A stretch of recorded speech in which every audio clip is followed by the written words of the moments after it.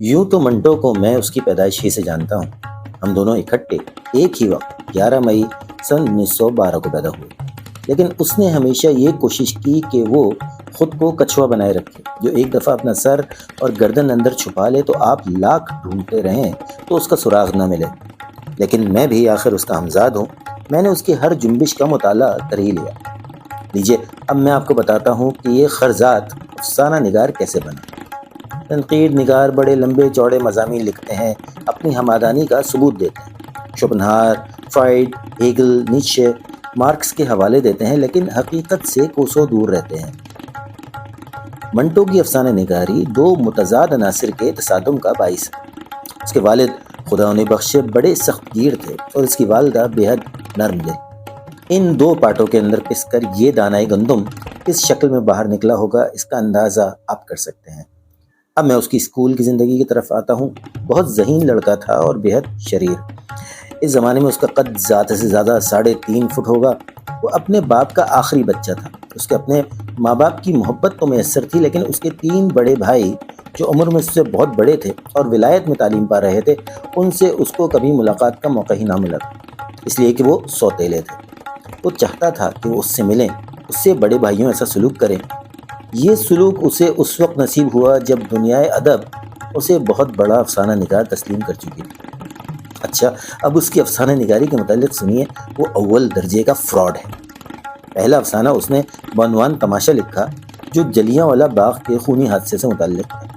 یہ اس نے اپنے نام سے نہ چھپوایا، یہی وجہ ہے کہ پولیس کی دستپرد سے بچ گیا۔ اس کے بعد اس کے متلون مزاج میں ایک لہر پیدا ہوئی کہ وہ مزید تعلیم حاصل کرے۔ یہاں اس کا ذکر دلچسپی سے خالی نہیں ہوگا کہ اس نے انٹرنس کا امتحان 2 بار فیل ہو کر پاس کیا، وہ بھی 3rd ڈویژن میں۔ اور آپ کو یہ سن کر بھی حیرت ہوگی کہ وہ اردو کے پرچے میں ناکام رہا۔ اب لوگ کہتے ہیں کہ وہ اردو کا بہت بڑا ادیب ہے، اور میں یہ سن کر ہنستا ہوں، اس لیے کہ اردو اسے اب بھی نہیں آتی۔ وہ لفظوں کے پیچھے یوں بھاگتا ہے جیسے کوئی جال والا شکاری تتلیوں کے پیچھے، وہ اس کے ہاتھ نہیں آتے۔ یہی وجہ ہے کہ اس کی تحریروں میں خوبصورت الفاظ کی کمی ہے۔ وہ لٹھ مار ہے، لیکن جتنے لٹھ اس کی گردن پر پڑے ہیں اس نے بڑی خوشی سے برداشت کیے ہیں۔ اس کی لٹھ بازی عام محاورے کے مطابق جاٹوں کی لٹھ بازی نہیں ہے، وہ بنوٹ اور پھکیت ہے۔ وہ ایک ایسا انسان ہے جو صاف اور سیدھی سڑک پر نہیں چلتا، بلکہ تنے ہوئے رستے پر چلتا ہے۔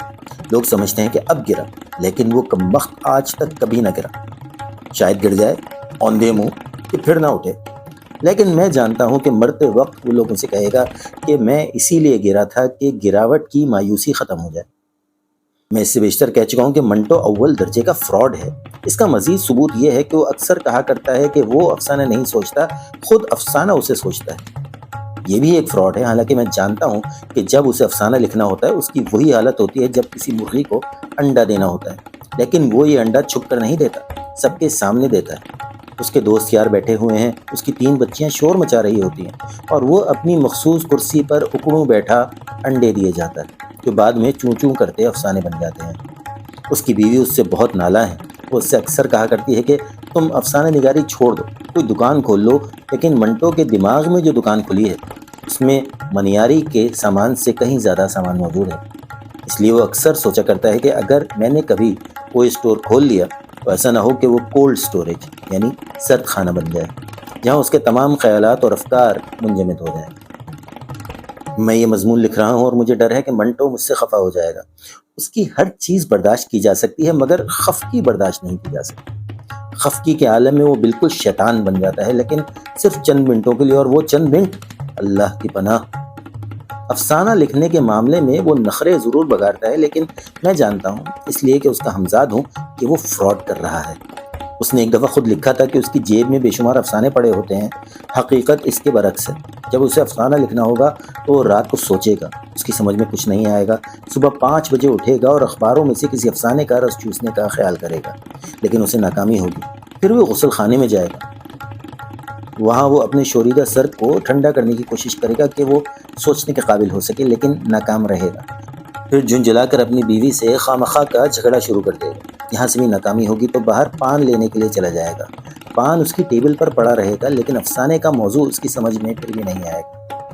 آخر وہ انتقامی طور پر قلم یا پینسل ہاتھ میں لے گا اور 7 8 6 لکھ کر جو پہلا فقرہ اس کے ذہن میں آئے گا اس سے افسانے کا آغاز کر دے گا۔ بابو گوپی ناتھ، توبہ ٹیک سنگھ، ہتک، ممی، موزیل، یہ سب افسانے اس نے اسی فراڈ طریقے سے لکھے ہیں۔ یہ عجیب بات ہے کہ لوگ اسے بڑا غیر مذہبی اور فحش انسان سمجھتے ہیں، اور میرا بھی خیال ہے کہ وہ کسی حد تک اس درجے میں آتا ہے، اس لیے کہ اکثر اوقات وہ بڑے گہرے موضوعات پر قلم اٹھاتا ہے اور ایسے الفاظ اپنی تحریر میں استعمال کرتا ہے جن پر اعتراض کی گنجائش بھی ہو سکتی ہے۔ لیکن میں جانتا ہوں کہ جب بھی اس نے کوئی مضمون لکھا، پہلے صفحے کی پیشانی پر 7 8 6 ضرور لکھا، جس کا مطلب ہے بسم اللہ۔ اور یہ شخص جو اکثر خدا سے منکر نظر آتا ہے، کاغذ پر مومن بن جاتا ہے۔ یہ وہ کاغذی منٹو ہے جسے آپ کاغذی باداموں کی طرح صرف انگلیوں ہی میں توڑ سکتے ہیں، ورنہ وہ لوہے کے ہتھوڑے سے بھی ٹوٹنے والا آدمی نہیں۔ اب میں منٹو کی شخصیت کی طرف آتا ہوں، جو چند القاب میں بیان کیے دیتا ہوں۔ وہ چور ہے، جھوٹا ہے، دغاباز ہے اور مجمع گیر ہے۔